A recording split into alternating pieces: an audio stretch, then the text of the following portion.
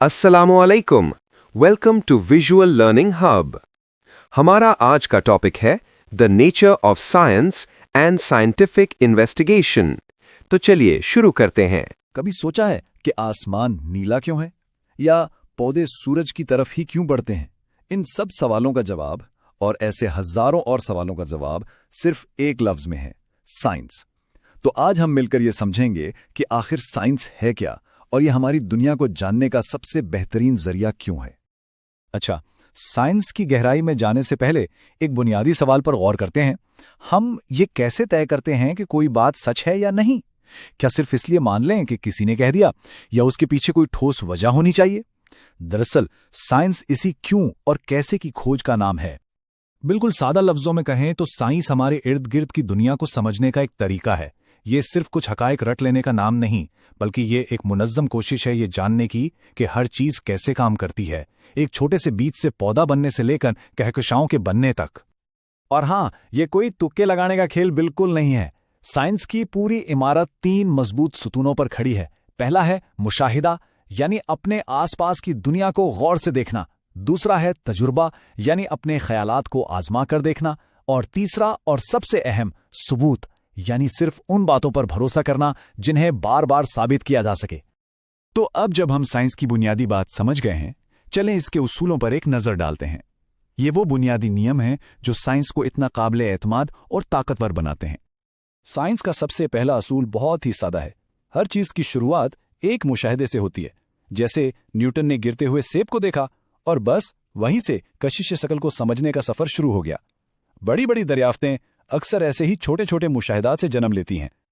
दूसरा असूल है सबूत की अहमियत। देखें, साइंस में मुझे ऐसा लगता है या मेरा ख्याल है कि कोई जगह नहीं होती। हर दावे के पीछे ठोस सबूत होना लाजमी है।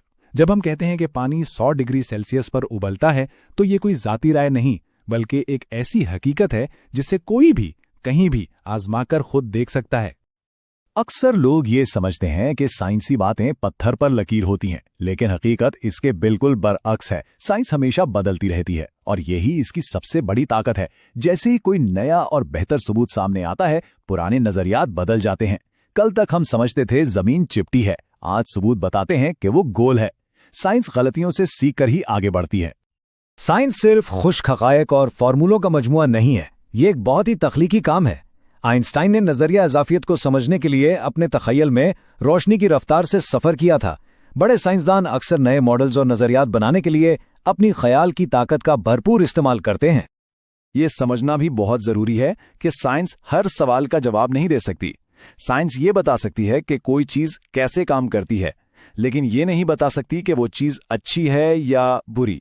मिसाल के तौर पर, साइंस एटम बम बनाने का तरीका तो बता सकती है, लेकिन ये फैसला नहीं दे सकती कि इसे इस्तेमाल करना चाहिए या नहीं। इखलाकियात और अकायद के सवालात साइंस के दायरे से बाहर हैं। तो हमने साइंस के उसूल तो जान लिए, लेकिन सवाल यह है कि साइंसदान इन उसूलों पर अमल करते कैसे हैं। इसके लिए वो एक खास कदम ब कदम तरीका अपनाते हैं, जिसे साइंसी तरीकाकार कहा जाता है। तो आखिर ये साइंसी तरीकाकार है क्या, और ये काम कैसे करता है? इसे एक तरह का रोड मैप समझ लें, जो साइंसदानों को एक मुशाहिदे से शुरू करके एक ठोस नतीजे तक पहुंचने में मदद देता है। ये साइंसी तरीकाकार 7 मरहलों पर मुश्तमिल है। आइए इसे बर्फ पिघलने की एक बहुत ही आसान सी मिसाल से समझते हैं। सबसे पहला कदम, मुशाहिदा। आपने देखा कि धूप में रखी बर्फ पिघल रही है। फौरन आपके जहन में एक सवाल आया, ऐसा क्यों हो रहा है?